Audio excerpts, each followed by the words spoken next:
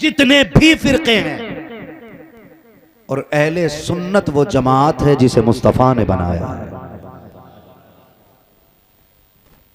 याद रखिए जो मैं समझाने लगा, अहले सुन्नत को मुस्तफा ने बनाया, और बाकी देवबंदी, वहाबी, चकड़ालवी, जुब्बाई, बाबाई, अहले खबीस, ये जितने भी फिरके हैं ये जमात अहले सुन्नत से निकले हैं। और याद रखिए जन्नत में वही जाएंगे जो मसलक के अहले सुन्नत वाले होंगे। और यहां एक बात ये भी साफ कर दूं, जब हम अहले सुन्नत हैं तो मसलक के आला हजरत क्यों लगा रहे हैं? तो भाई ये हमारे बड़े लोग सर का ताज, जिनके कदमों की खाक हमारी किस्मत की महराज है, ये आपको बताएंगे कि ये नारा आज के मौलवियों ने नहीं, ये नारा उस वक्त के सादात इकराम ने अता किया था। भैया इसे टी को सही कर लो, या बगैर माइक के बात कर रहे हैं। किसने दिया था? सादात इकराम, जो हमारे मशाइख गुजरे उनका काम है ये। और क्यों दिया? आप देवबंदी से मिलेंगे वो कहेगा मैं भी सुन्नी, वहाबी से मिलेंगे वो भी कहेगा मैं भी सुन्नी, अहले हदीस से मिलेंगे वो कहेंगे हम भी अहले सुन्नत। आप जिस बातिल जमात से जाके मिलेंगे वो खुद को अहले सुन्नत कहता है, और फिर हम भी अपने आप को अहले सुन्नत कहते हैं। कहा फिर पहचान कैसे होगी? तो सैयदों ने करम किया, मशवरा दिया कि सुनो हमारे अकीदे की हिफाजत आला हजरत ने की है, तो अपनी जमात की इम्तियाज के लिए इस जमात को मसलक के आला हजरत से ताबीर कर दो। अगर कोई पूछे कौन से सुन्नी हो तो खुल के कह देना हम मसलक के आला हजरत वाले सुन्नी है। ये एक सीधी सी बात, बाकी ये कोई पांचवा मसलक नहीं। और मैं यहां जाके अटक जाता हूं जब कोई कहता मसलक आला हजरत, मसलक इमाम आजम अबू हनीफा का दूसरा नाम है। ये बात समझ में ही नहीं आती है मेरी, इसलिए कि आला हजरत इश्क का इमाम है। किस चीज का इमाम? सारे बोलो, किस चीज का इमाम? इश्क का इमाम। और कलम तोड़ दिया जब इश्क पे लिखा मेरे इमाम ने। ऐसा किसी ने लिखा हो तो ला के दिखाओ जिसने हद कर दी और कहा क्या बात रजा, उस चमनिस्तान करम की ज़हरा के कली जिसमें हुसैन और हसन फूल। सैयदों की सबने तारीफ की, लेकिन कोई ऐसा तारीफ करने वाला ला के दिखाओ जैसी तारीफ बरेली के अहमद रजा ने की हो। उन्होंने कहा था सुनो इनकी जात पूछने वालों, इनकी अजमत को समझने वालों, सुनो और कान खोल के सुनो। तेरी नस्ल पाक में गए बच्चा बच्चा नूर का, तू गए ने नूर तेरा सब घराना नूर।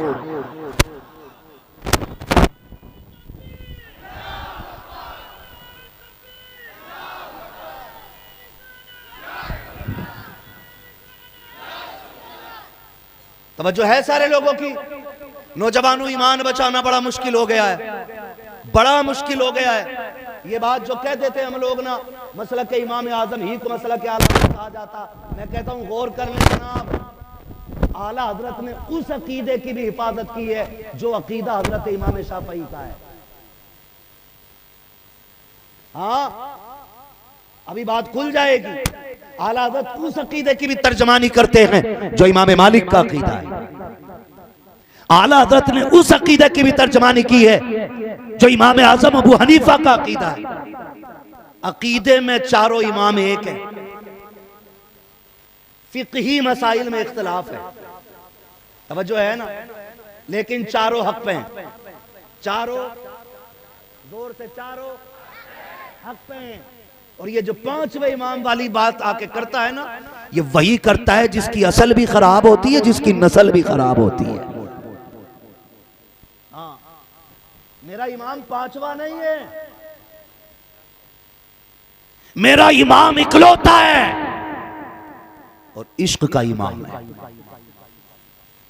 इश्क का इमाम है।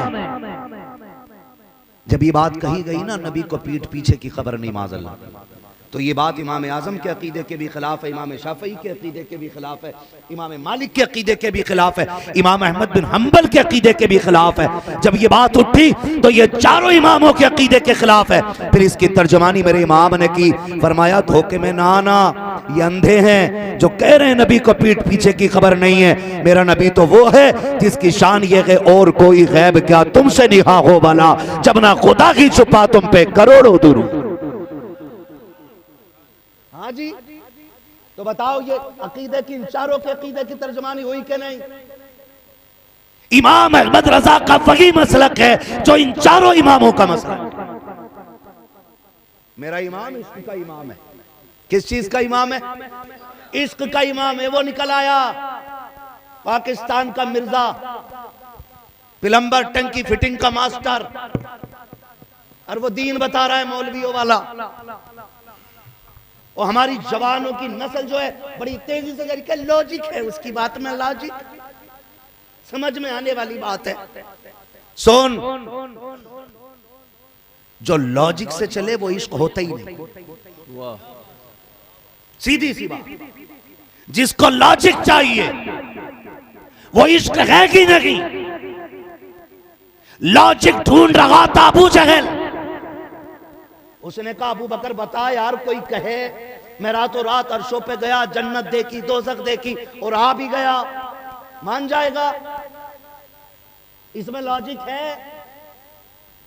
कैसे कैसे हो सकता? कोई कहे का बात, कोई कहे। तो उसने कहा तुम्हारे यार ने कहा है। कहा अगर उन्होंने कहा है तो फिर सच कहा है। काबी तो कह रहे थे कि अगर कोई कहे रातों रात आसमानों पे गया, मैंने जन्नत देखी, दोज़ख देखी, बैतुल मुक़द्दस देखा, नहीं मानोगे? फिर उनका नाम सुन के क्यों मान गए? कहा वो और होंगे जिन्हें लॉजिक से माना जाता है, ये मेरा महबूब है जिन्हें इश्क से जाना जाता है।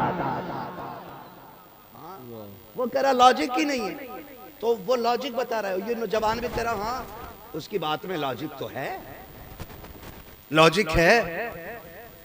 इंजीनियर की बात बताऊं, ये इंजीनियर वो फटीचर, बज़ात, बदनस्ला, बदअस्ला, जिसके माँ बाप भी पैदा करके पछताते होंगे किस शैतान को जन्म दे दिया। ये कुरान की आयत देख के पढ़ता, इसे जेर जबर का पता नहीं, इसे ऐन और हमजा में फर्क नहीं। ये दीन समझा रहा, और खिलाफ किसके खड़ा है? उस इमाम आजम के खिलाफ खड़ा है कि जिसको 70,000 तकरीबन हदीसें ज़बानी याद थी। 70,000 सब हदीसें जिसे ज़बानी याद हो उसकी तहकीक को कहता है रिवायत नहीं है कोई। तेरे जैसे 70 लाख जहन्नमी पैदा हो जाएं तब मेरे इमाम के इल्म के 1% बराबर नहीं हो सकते हैं। वो है मेरा इमाम आजम अबू हनीफा, वो है मेरा इमाम। 70,000 हदीसें ज़बानी याद। और जहां मजार बना है ना उनका मजार, ये गुमराह किया जाता है कि जी हदीस वाली नमाज हम पढ़ते हैं, घोड़े की दुम वाली। ये इमाम आजम वाली नमाज पढ़ते हैं, हनफी नमाज इनकी है। मैंने कहा सुन, तेरी नमाज घोड़े वाली है, हमारी नमाज मोहम्मद अरबी वाली है। हाँ, उसने कहा एक रिवायत नहीं मिलती है कि नबी ने रफ़े यदैन से मना किया हो, इसके चक्कर में न आना। 40 से ज्यादा ऐसी हदीसें मौजूद हैं जिसमें मुस्तफ़ा ने तर्के रफ़े यदैन का हुक्म दिया हो। खुदा के वास्ते धोखे में न आना, इसके चक्कर में न पड़ना। इमाम आज़म जिसने हमें नमाज का तरीका बताया, उसके तकवे का आलम यह था, जहां आज उसका मजार बना के उस जमीन पर बैठ करके मेरे इमाम आज़म अबू हनीफा ने 7,000 कुरान मुकम्मल किए थे। उस जगह बैठ करके 7,000 मरतबा कुरान का खत्म किया था। आज जिस कब्र में लेटा के उस जमीन पे 7,000 मरतबा कुरान पढ़ने वाला इमाम आजम ऐसा तकवे वाला था, ऐसा इबादत गुजार था। रमजान के महीने में कोई एक कुरान मुकम्मल करता है, कोई 2 करता है। इमाम आजम वो है जो 30 रोजों में 60 कुरान मुकम्मल किया करते। हाँ, हमारा जवान उधर ही चल दिया, ये भी ऐसी पढ़ रहा है। अल्लाह का शुक्र है, रब ने हमें अकीदे की तकलीद के लिए आला हजरत जैसा इमाम दिया और फिqही तकलीद के लिए इमाम आजम जैसा इमाम अता फरमाया। जो है सारे लोगों की चक्कर में न पड़ियो। तुम्हारा बाप रफ़े यदैन नहीं करता था, तुम्हारा दादा नहीं करता था, तुम कर रहे हो, इसका मतलब ये फितना तुम्हारे अंदर आया है। समझ रहे मेरी बात? तो इस फितने से हमें निकलना है, इस फितने से हमें निकलना है। और इंजीनियर और ज्यादातर सरकार पढ़े लिखे लोग, इंजीनियर डॉक्टर लाइन के लोग जा रहे हैं कि नहीं नहीं नहीं, हम आंखें दी अल्लाह ने, इल्म दिया हमें, हम भी समझ सकते हैं बात को। अगर तू समझ सकता ना तो तुझे पता ही क्या है हदीस किसे कहते हैं और फिक़ह किसे कहते हैं, तू जानता ही क्या है। तूने हाँ बड़ी बड़ी डिग्रियां हासिल की, 2 करोड़ रुपए दे करके तूने MBBS की डिग्री ली है, 4 करोड़ के दे करके तू बड़ी पोस्ट पे पहुंचा है, लेकिन अभी तक तुझे इस्तिंजा करने का तरीका नहीं आता। हाँ, पैसे वाला दीन सीखना अलग बात है, नबी वाला दीन सीखना अलग बात होती है। कितना दीन आता है बताइए? खड़े होके पेशाब कर रहे हो, आपके पास 2.5 करोड़ की डिग्री है। गधों की तरह चल के खा रहे हो, आपके पास 4 लाख की डिग्री है। आपके कंधे पे स्टार लगा है, आपको बात करने की तमीज नहीं है। सलीका अगर सिखाता है तो मोहम्मद अरबी का दीन सिखाया करता है। तो उदारा ईमान की हिफाजत करें, ईमान असल है। अमल कम भी होगा तो इनकी निस्बतें बचा के ले जाएंगे। अमल कम भी होगा तो नबी की आल की, बुजुर्गों की, उलमा की, नेकों की निस्बत बचा के ले जाएगी। और अगर ईमान ही नहीं होगा ना तो पूरी नमाज की गठरी रख के फैलना सर पे नहीं चाहिए। निकल लो ले कैसे, किधर? फी सकर, डाल दो ले जाकर। ईमान असल है। क्या असल है? जोर से बोलो। ईमान बचाएंगे ना इंशाअल्लाह। अल्लाह से दुआएं मांगा करो, अल्लाह हमारे ईमान की हिफाजत फरमा, ईमान की हिफाजत फरमा। कभी कभी जब नेक लोगों से मिला करो ना, इतने बड़े लोगों से, इतने बड़े बड़े लोगों से मिला करो, बस ये कहा करो दुआ करें अल्लाह ईमान पे मौत दे दे। बड़ा कामयाब है वो बंदा। और फिर सादात, अल्लाह अकबर। बड़ों का लिहाज करना चाहिए। किसका? बड़ों का लिहाज करना चाहिए। आज तो अगर उस्ताद हाफिज है ना खाली, और उस्ताद हाफिज है, बेटे को उसने शागिर्द को हिफ्ज कराया, बेटा हिफ्ज करके शागिर्द दूसरे मदरसे में जाके मुफ्ती हो गया ना, कब उस्ताद के सर पे चढ़ के बैठता है, कह रहा है ये खाली हाफिज जी है, मैं जो हूँ मुफ्ती साहब हूँ,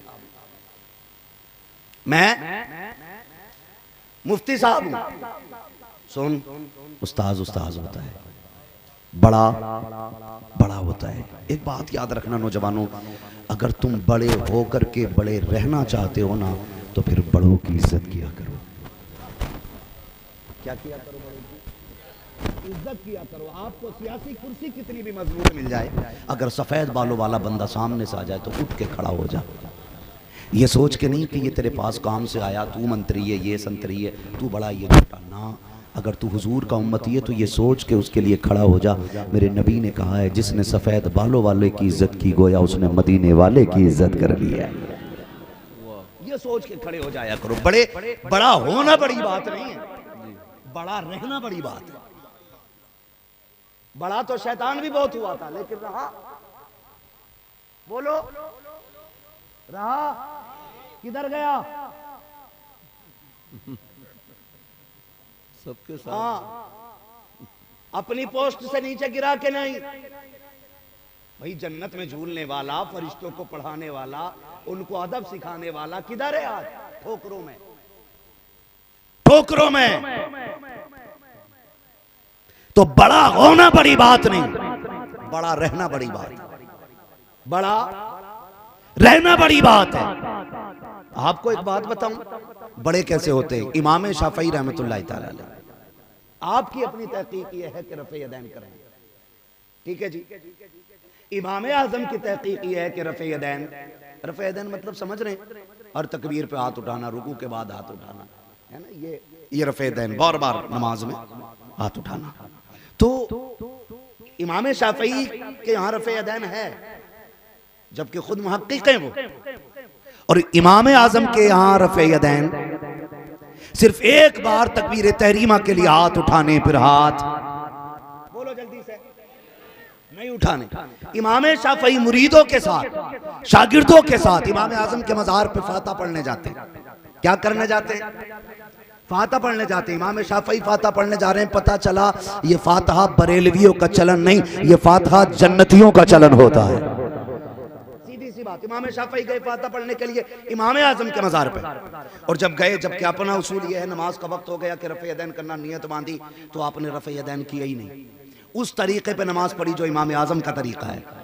शागिर्द कहने लगे हुजूर मुहक्किक को इतनी बड़ी तहकीक है, एक दुनिया का बड़ा हिस्सा आपकी तकलीद करता है, और आपने आज यहाँ आकर के अपना तरीका छोड़ करके इमाम आजम के तरीके पे नमाज पढ़ी। तो इमाम शाफई का जवाब सुने, हर बंदे के दिल में बात उतर जानी चाहिए। उन्होंने कहा बात अपनी जगह है, मैं मुहक्किक हूँ, अपनी जगह है, तहकीक करता हूँ, अपनी जगह है, मेरी तहकीक रफ़े यदैन की है, अपनी जगह है।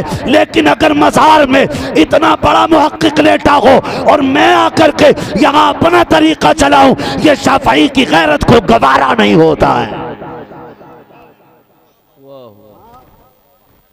100 ग्राम इल्म लेके, इल्म नहीं इल्म लेके किलो वालों से पंगा ले रहा है, किलो वालों से।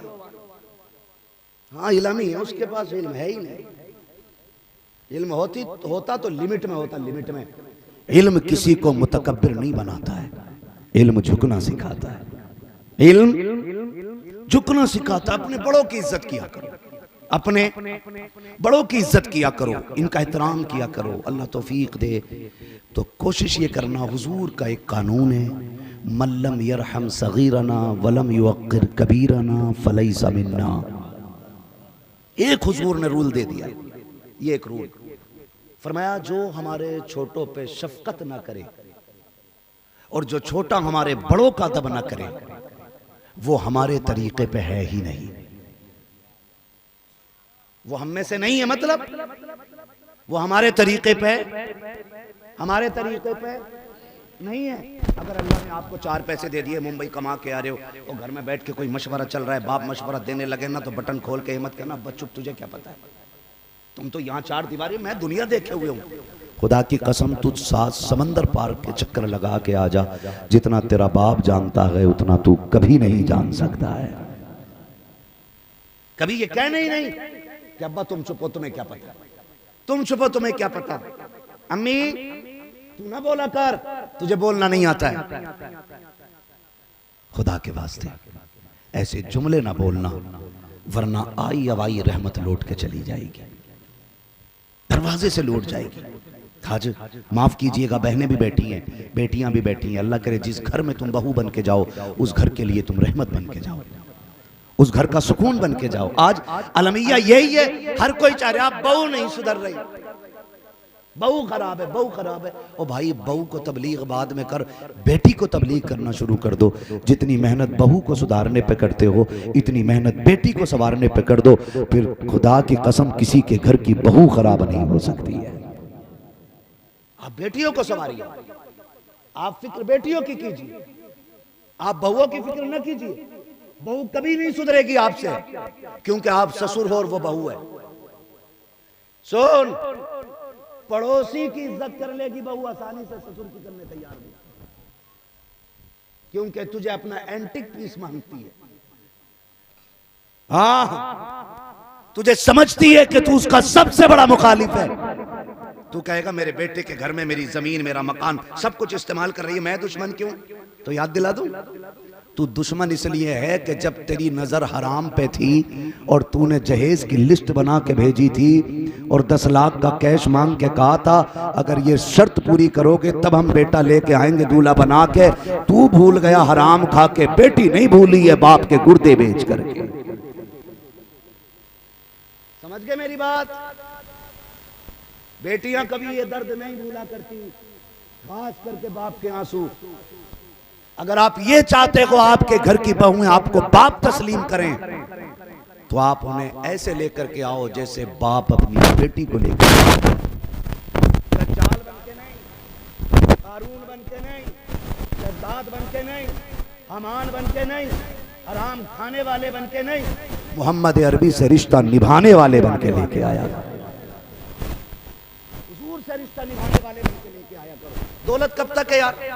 जहेज देखा हमने, उनके भी जहेज देखे जो 2 ट्रक में भर के आए।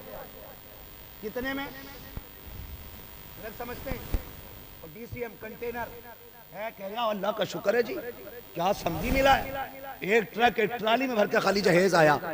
कितने दिन में गल जाती है लकड़ी? साल की तुम्हें कोई नहीं दे रहा जो तुम 100 की बता दो। 10 साल, 20 साल, 30 साल और बोलो 10 में टूट जा रहा। इसका मतलब पेंटिंग का कमाल है सारा।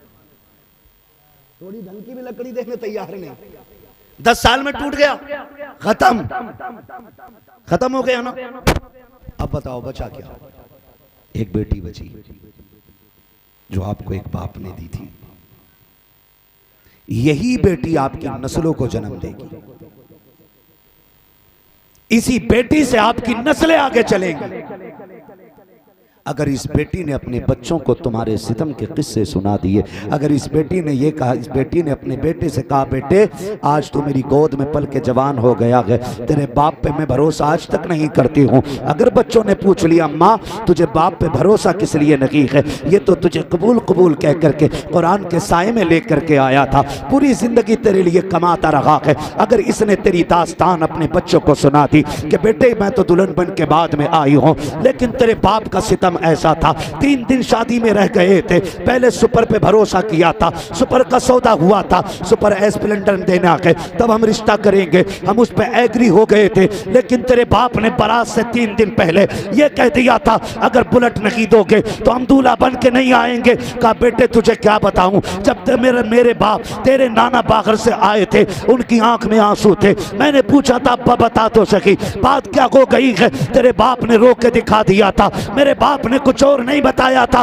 मैंने फिर रात को पूछा अब्बा बता तो सकी, हर दिन 3 रोटी खाने वाला आज 2 लुक़मे खा के कैसे सो गया है। तब उसने कहा था बेटी जहां तेरी बारात आने वाली है, जिनको हमने रिश्तेदार बनाया है उन लोगों ने हद कर दी है। पहले सुपर का वादा था, अब उन्होंने बुलेट का सवाल कर दिया है। बेटे मैंने तेरे नाना से कहा था अब्बा जी फिक्र क्यों करते हो, मैं अपना रिश्ता तोड़ने के लिए तैयार हूं। तब मेरे बाप ने कहा था ना बेटी रिश्ता ना तोड़ देना, अगर बेटियों के रिश्ते टूट जाते हैं तो आखिरी सांस तक के लिए बेटियां दागदार हो जाया करती हैं। ए बेटे तेरे बाप की शर्त पूरी करने के लिए मेरे बाप ने मकान गिरवी रखा था, जमीन बेची थी, तब जाके तेरे बाप की फरमाइश पूरी हुई थी, तब जाके इसने मुझको अपने निकाह में कबूल किया था। खुदा की कसम अगर बेटियों ने ये किस्से नस्लों को सुना दिए एड़ियां रगड़ के मर जाओगे, औलाद तुम्हें घूंट पानी नहीं पिला सकती।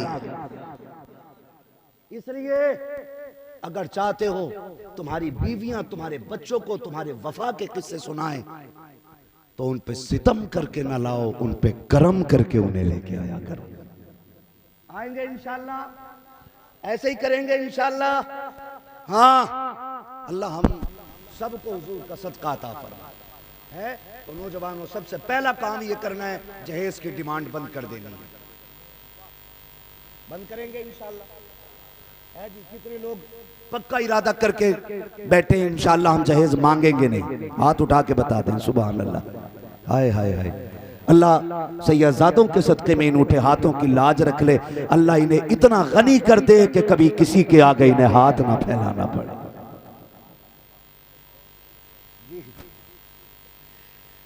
देखिए बड़ी बातें बड़े ही कह सकते हैं। हुजूर सैयद साहब क़िबला करें इनके अब्बा से भी तो उठवा लो, कहीं लल्ला ना मांगे और अब्बा पीछे पीछे कूमल कर दे। अब्बा भी वादा करते इंशाल्लाह नहीं मांगेंगे, अब्बा के हाथ नहीं उठ रहे हैं। अब्बा नहीं उठा रहा, सरकार ऐसे कह रहा 10 कलुआ में मिलेंगे, 10 मलुआ में, 10 चिद्दा में, 10 बब्बन में, 10 अच्छल में, 5 बेटे हैं तो 50 लाख का हिसाब लगा के अब्बा सीधा बैठा। नहीं उठ रहे अब्बा के, नहीं उठ रहे। सैयद साहब कह रहे हैं अब्बा के नहीं उठ रहे। अगर वाकई कामयाब अब्बा हो तो हाथ उठा के कहो इंशाल्लाह जहेज नहीं मांगेंगे।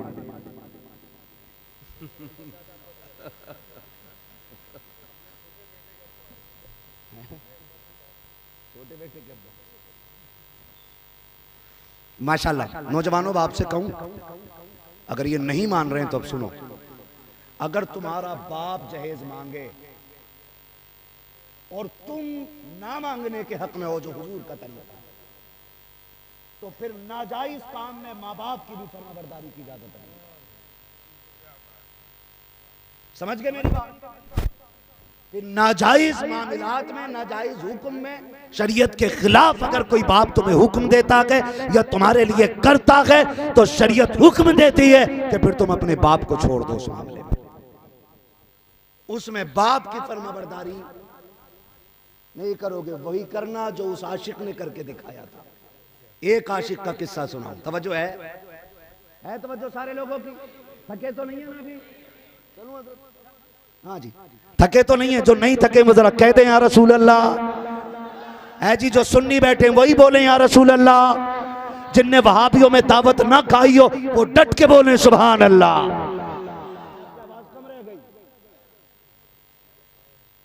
मौलाना मजबूरी है थोड़ी सी, कहीं ना कहीं खानी पड़ जाए। जहन्नम के फरिश्तों ने पकड़ लिया, छुटने की कोशिश करोगे वो कहेंगे हमारी भी थोड़ी मजबूरी है, ऑर्डर ही ऐसा है।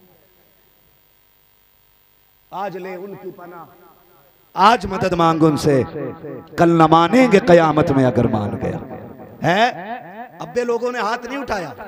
और अब्बा की हकीकत बताऊं, तवज्जो है अरबाब मेंबर की। हाँ, अब्बा का हाल ये है, लिस्ट अब्बा लिए घूम रहा। बुलेट हो, बेड में जो पिलाई हो ना वो 3 इंची से कम ना हो, जबकि इस बुड्ढे को एक दिन नहीं बैठने देगा बेटा बेड में,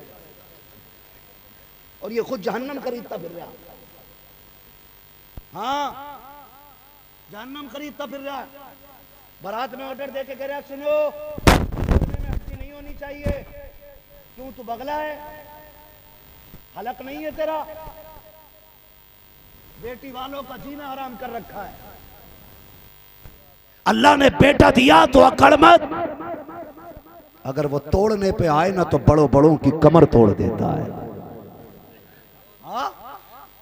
जमींदार न बन, और तू है भी नहीं जमींदार, चाहे 1 लाख बीघे का मालिक है या 50,000 बीघे का मालिक है, जमींदार नहीं है। हजरत जुनैद बगदादी बैठे रास्ते में, एक शख्स गुजरा हुआ जा रहा है। उसने सोचा फकीर बैठा, पूछूं। उसने कहा बाबे, कहा क्या? कहा बस्ती किधर है? आपने फरमाया थोड़ा आगे चला जा, बस्ती बस्ती है। थोड़ा सा आगे चला, कब्रिस्तान कब्रिस्तान थे। गुस्से में आया, आके कहना बड़े मियाँ तुम्हें यही नहीं पता इधर कब्रिस्तान है क्या आबादी है? और माने लगे असल आबादी तो यही है, असल आबादी तो यही है। उसने कहा दिमाग खराब ना करो, ये कब्रिस्तान है। हजरत जुनैद बगदादी ने प्यार से बिठाया, फकीरों के काम देखे अल्लाह वालों के, बिठा के कहने लगे बेटे तू ये बता आबादी किसे कहते हैं? उसने कहा जनाब आप बताएं। फरमाया आबादी उसे कहते हैं जिसे छोड़ के लोग कहीं ना जाते हैं, जिसे छोड़ के लोग कहीं ना जाते हो। कहने लगे तू जिसे आबादी कह रहा है क्या उसमें लोग हमेशा कह रहते हैं? उसने कहा जी नहीं। कहा तुझसे पहले कौन था? कहा मेरे बाप, उनसे पहले कहा दादा, उनसे पहले परदादा, तेरे बाद क्या औलाद, उसके बाद कहा उसकी औलाद। कहा इसमें रहा ही कौन? कहा ये आबादियां नहीं, ये तो मुसाफिर खाने हैं। असल आबादी तो कब्रिस्तान होती है, क्योंकि यहां आके फिर कहीं नहीं जाना, यही असल आबादी है। तो भाई अगर घमंड है ना कि जमीन वाला हूं 50 बीघे तो 1 आध बुलेरो तो मांग ही लूंगा, बैठ के देख, अगर दिल दुखा के बुलेरो ली, अल्लाह ऐसा एक्सीडेंट करेगा कि पूरा खानदान बुटर जाएगा एक बार में। किसी के आंसू समझो, किसी का दर्द जानो। अभी 3 दिन नहीं हुए, अखबार की बात है, आई हवाई बारात लौट गई, मेहंदी लगी रह गई, निकाह का रजिस्टर भरा रह गया, और एक बेटी का घर बसते बसते फिर वीरान हो गया। क्या ये जिंदगी है? ये बुलेरो है? और साइंस पे भरोसा करने वालों, टेक्नोलॉजी को इमाम मानने वालों, आज मैं हूं या आप हो, गाड़ी खरीदने जाते हैं तो पहले पूछते ये बता एयरबैग है कि नहीं। कहा ये गाड़ी सबसे महंगी है। कहा क्योंकि इसमें 8 एयरबैग, इसमें 12, इसकी छत में भी एयरबैग है, छत में भी।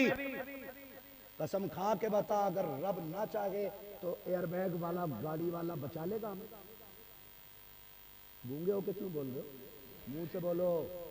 बचा सकता है। अभी रामनगर पहाड़ियों में सरकार, कुछ नौजवान भाई हमारे टहलने के लिए गए, थार लेके गए, 1-2 साल पहले की बात। बर्फ का बर्फीला इलाका है ना, थार थी 4x4, एयरबैग भी थे। जब फिसली ना तो नहीं रुकी और नीचे गिरी ना तो 3 दिन बाद उन 4 बच्चों की लाशें मिली। एयरबैग भी थे, 4x4 भी थी, है मजबूत गाड़ी थी, लेकिन मौत आ गई। इसलिए कि अल्लाह का वादा है, वक्त आ गया तो 7 ताले भी तुझे नहीं बचा पाएंगे। समझ रहे मेरी बात? 7 ताले भी नहीं बचा पाएंगे। मौत आएगी ना तो कोई नहीं रोक पाएगा, कोई नहीं रोक पाएगा। इसलिए दिल दुखा के किसी से ना सुई भी ना ले, सुई भी ना ले। सुई भी दिल दुखा के लेगा, अल्लाह उसी सुई से टेटनिस करने की ताकत रखता है तुझे। हाँ, अल्लाह कादिर मुतलक है, उसे राजी कर लो। खुशियां दरवाजों पे डेरे डाले। अगर वो नाराज हो गया ना तो 60 डॉक्टर बच के भी तेरा बन मिल के भी तेरा ऑपरेशन करके तुझे नहीं बचा सकते। हजरत इब्राहिम बिन अदहम, बड़े पाए के बुजुर्ग, नाम सुना है? नौजवानों अल्लाह के हो जाओ, मानो मेरी बात, हर शय अल्लाह के हवाले कर दिया करो। इब्राहिम बिन अदहम कोई आम नहीं है, सल्तनत को ठोकर मारने वाली जात है, जिसके तख्त के पायों में हीरे जवाहिरात लगे थे, जमरुद जिसके ताज में लगा था, जो सोने के बर्तनों में खाना खाता था। एक दिन खुदा की मोहब्बत गालिब आ गई, और आई कैसे जानते हो? सुनो और कान खोल के सुनो। बंदा जब पैदा किया जाता है ना तो उसी मिट्टी से बनाया जाता है जिस मिट्टी में उसे दफन होना होता है। फरमाया गया हर शख्स की नाफ में उसकी कब्र की मिट्टी होती है। जितने चाहो वीआईपी बंगलों में रह लो, कब्र की मिट्टी तुम्हारी नाफ में रखी हुई है। जितने चाहो वीआईपी कपड़े पहन लो, समझ लो कफन तुम्हारे साथ साथ है। खुदा के वास्ते तैयारी रखें। ऐसा नहीं है बंगले वालों का हशर होना है और ठेले लगाने वालों का हशर होना। मौत सबको आनी है। कुछ भी कर लो, 2 चीजों से छुटकारा नहीं मिलेगा, एक कब्र से और एक मौत से। कुछ भी कर लो, ये 2 चीजें ऐसी हैं जिनसे तुम्हें और मुझे गुजरना है। मौत भी जरूर आनी है, अल्लाह करम करेगा तो कब्र की मिट्टी भी नसीब होनी है। ये लाजिम है, नेक के लिए भी और बद के लिए भी, नमाजी के लिए भी, शराबी के लिए भी, सच्चों के लिए भी, झूठों के लिए भी। फर्क इतना है, अच्छों की मौत अच्छी हो जाती है, बुरों की मौत बुरों की मौत। और बुरी मौत ये नहीं कि एक्सीडेंट से मरा, बुरी मौत ये है कि मरते वक्त कलमे की तौफीक नसीब नहीं हुई। अल्लाह ऐसी मौत से बचाए कि हमें कलमे पढ़ने की मोहलत ना मिले। तवज्जो है सारे लोगों की? चलूं आगे। हजरत इब्राहिम बिन अदहम बिस्तर पे आपके रोजाना गुलाब बिछाए जाते थे। गुलाब, जो खादिमा गुलाब बिछाती थी ना, उसने एक दिन गुलाब बिछाए। उसने सोचा गुलाब बिछे, लेट के तो देखूं नींद कैसी आती है। वो लेट गई और जैसी लेटी खादिमा थी, आंख लग गई। जब आंख लगी ना तो बस लगी रह गई। इब्राहिम बिन अदहम बिस्तर पे आए, और जब बिस्तर पे आए देखा रे ये लेटी हुई है। आपने उठाया, गुलामों को हुक्म, कोड़े बरसाए गए, उस बच्ची को कोड़े मारे गए। तेरी हिम्मत कैसे हुई? मेरे बिस्तर पे लेट गई, मेरे गुलाब के बिस्तर पे तू कैसे लेट गई? उसने देखा इब्राहिम बिन अदहम को, जब मार पड़ती है तो रोती है, फिर हंस देती है, फिर रोती है। इब्राहिम बिन अदहम ने कहा था, एक बात समझ में नहीं आ रही, इतने कोड़े पड़ते हैं, कभी हंसती है कभी रोती है। रोने का सबब तो समझ में आता है, लेकिन हंसने की वजह क्या है? उसने कहा था, बादशाह सुन ले, जब तेरे कोड़े मेरे लगते हैं तो मैं दर्द से रो देती हूँ, जब एक ख्याल आता है तो हंसना शुरू कर देती हूँ। का कौन सा ख्याल? कि गुलाब की पत्ती पे मैं थोड़ी सी देर लेटी हूँ तो इतने कोड़े पड़े हैं, और तू तो पूरी जिंदगी सोता रहा है, पता तेरा क्या हश्र होगा। इतना सुनना था। इब्राहिम बिन अदहम के दिल में ये बात घर कर गई, तख्त शाही को टुकराया, जंगलों में निकल गए, अल्लाह को राजी किया, वो उसके हो गए, रब उनका हो गया। तारीख गवाह है, आपके मामू मिलने के लिए गए, दरिया के किनारे पे बैठे थे, अपने बोरिए को, फटे लिबास को एक सुई से सिल लगे थे। आके मामू ने कहा था, इब्राहिम बता तुझे क्या पड़ी थी? तख्त शाही छोड़ दिया और ये जंगल में आकर के मोहताजों वाली जिंदगी, बता तो सकी क्या फायदा है? वो तख्त शाही अच्छा था, ये रेत की खाक अच्छी है। उसने जब इतना कहा, इब्राहिम बिन अदहम ने कहा था, मामू तू नहीं जानता है, जो मजा खाक में आता है वो मजा तख्त शाही पे नहीं आया करता। अल्लाह अकबर।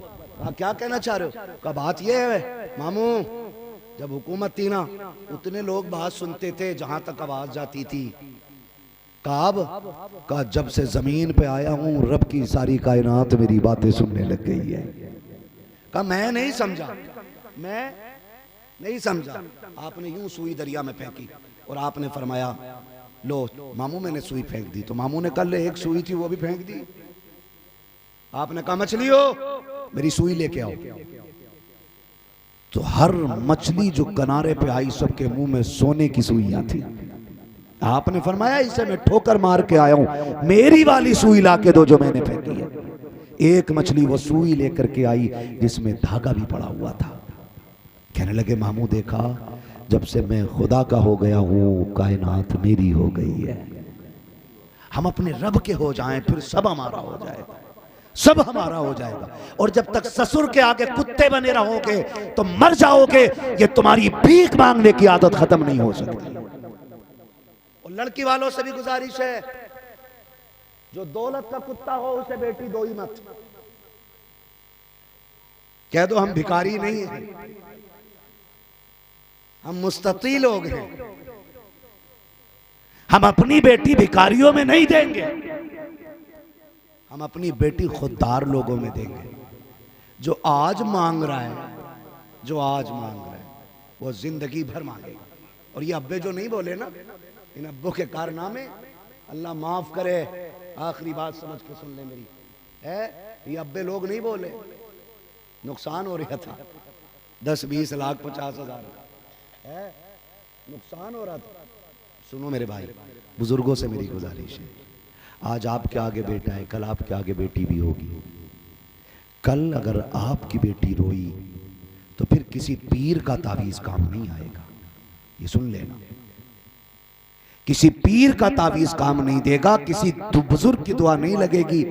इसलिए कि जैसी करनी है वैसी भरनी है। तुम्हारी वजह से अगर किसी की बेटी रोई तो फिर अपनी बेटी के भी मुश्किलों के दिन गिनना शुरू कर देना। इसलिए मेरी आपसे गुजारिश है, मुआशरे को इतना खूबसूरत बना लो कि बेटियां मुसलमान होने पे फख्र करने लग जाएं कि शुक्र है हमारी कौम के अंदर बेटियों को कीमत से नहीं तोला जाता है, बेटियों को इज्जत से तोला जाया करता है। करेंगे इंशाल्लाह ये काम, खत्म करेंगे ना डिमांड इंशाल्लाह, नहीं मांगेंगे ना 10-20 लाख हैं, बोलो हाँ। और सुनो अब्बा लोगो, समधियों, समधी के देने से अगर पूर पड़ती ना तो मेरा इमाम ये कहता ही नहीं वही रब है जिसने तुझको हमतन करम बनाया, हमें भीख मांगने को तेरा रास्ता बताया, तुझे हमद है खुदाया, तुझे हमद है खुदाया। इसलिए आपसे मेरी गुजारिश है, जब मांगो तो रब के आगे रो के मांगा करो, अल्लाह से मांगा करो। रब बड़ा करीम है, रात को 2 बजे 3 बजे 4 बजे मुसल्ला बिछा लिया करो, एक नींद सो के उठ जाया करो। काम अधूरे रह जाते हैं तो सुनाए नींद पूरी नहीं होती है, तो जो आप सुबह को सिलेंडर की लाइन में लगने के लिए नींद कुर्बान करते हो ना, वो एक रात कभी रब के मुसल्ले पे खड़े होने के लिए कुर्बान करके देखो। हाँ, 3 बजे तक लगे रहे, 4 बजे एजेंसी बंद, सिलेंडर खत्म। उलमाए अहले सुन्नत, जुमला हुफ़ाज़ क़ुर्रा, अइम्माए मसाजिद, सदर जलसा, नक़ीब जलसा, अराकीन जलसा, खुसूसियत के साथ पीर तरीक़त रहबर राह शरीयत, आले नबी, औलाद अली, हुज़ूर सैयद सलमान मियाँ साहिब क़िबला दामद अली,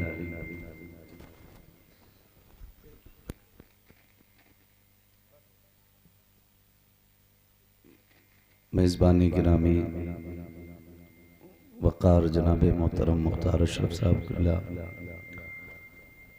महफ़िल पाक में तशरीफ़ फरमा मोहतरम बुज़ुर्गों, नौजवान साथियों, अज़ीज़ बच्चों, इस्लामी रिश्ते की इफ़्फ़त में आप पर्दा नशीन माँ और बहनों व जुमला सामईन व सामिआत, अस्सलामु अलैकुम व रहमतुल्लाहि व बरकातुहू। वालेकुम अस्सलाम व रहमतुल्लाहि तआला व बरकातुहू। अल्हम्दुलिल्लाहि रब्बिल आलमीन वल आक़िबतु लिल मुत्तक़ीन वस्सलातु वस्सलामु अला रसूलिहिल करीम, अम्मा बअद, फ़अऊज़ु बिल्लाहि मिनश शैतानिर रजीम, बिस्मिल्लाहिर रहमानिर रहीम।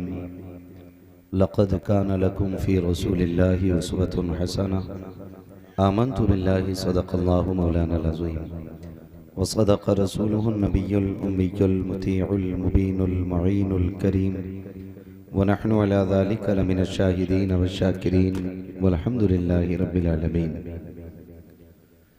या खुदा बहरे जनाबे मुस्तफ़ा इमदाद कुन, या रसूल अल्लाह अज़ बहरे खुदा इमदाद कुन, या शहीद करबला, या दाफ़िए करबो बला, कुल्लु ख़ाश आज़ादे गुलगू क़बा इमदाद कुन, गौसे आज़म बमने बेसर उसामा मददे, क़िबले दी मददे, काबे ईमा मददे, बगिरदाबे बला उफ्ताद कश्ती, मदद कुन मदद कुन मदद कुन, या मुईनुद्दीन चिश्ती क़ादरीयम नारे, या गौसे आज़म मीज़नम, दमज़ शेख अहमद रज़ा ख़ां क़ुत्ब आलम मीज़नम, बलगल उला बिकमालिही, कशफ़त दुजा बिजमालिही, हसनत जमीओ ख़िसालिही, सल्लु अलैहि व आलिही।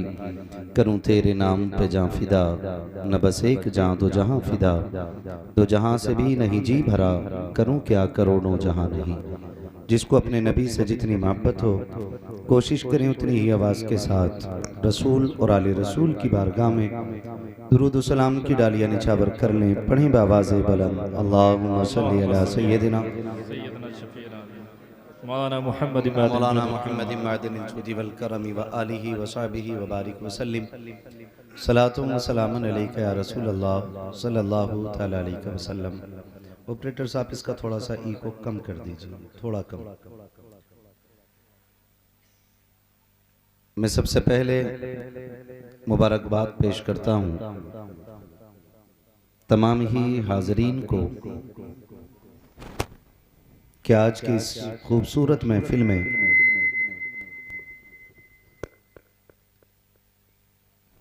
मेरे मजलिस की हैसियत से मौलाए कायनात शेर खुदा का शहजादा जलवागर है, और आज की महफिल इंशाअल्लाह कामयाब ही नहीं बल्कि मकबूल भी रहेगी, क्योंकि हम मसलक आला हजरत वाले लोग हैं और हमारे इमाम ने हमें ये सलीका सिखाया है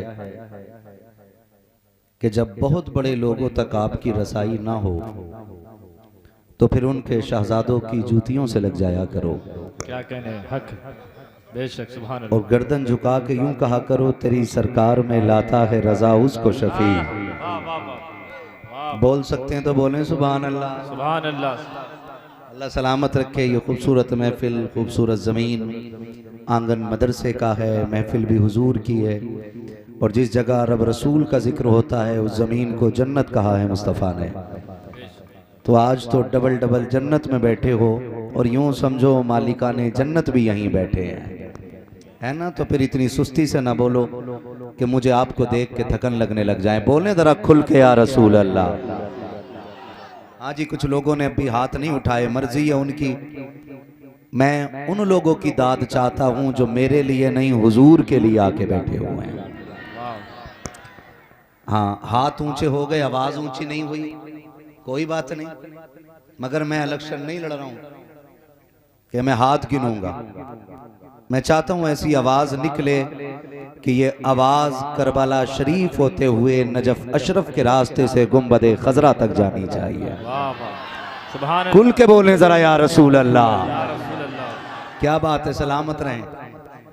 हमें सरकार आला हजरत ने सिखाया कि जब बड़ों की बारगाह में हाजिर हो, और ये तो एक उसूल दुनियादारी का भी है, जब किसी बड़े ऑफिसर की बारगाह में अपनी सुनवाई नहीं होती है तो होशियार लोग उनके बच्चों को गोद में उठा लेते हैं और 150 रुपए उनकी जेब में डाल देते हैं। और याद रखिएगा, बाप कितना सख्त मिजाज क्यों ना हो, अगर औलाद जिद कर जाए तो बाप मान जाता है। और बेटा हो सलमान मियां जैसा, नाना हो मुस्तफ़ा जैसा, घराना हो फातिमा जैसा, फिर खुदा की कसम यहां लब हिलाने में देर लगेगी, उन्हें दरिया बहाने में देर नहीं लगेगी। क्या कहने, तेरी सरकार में लाता है रजा।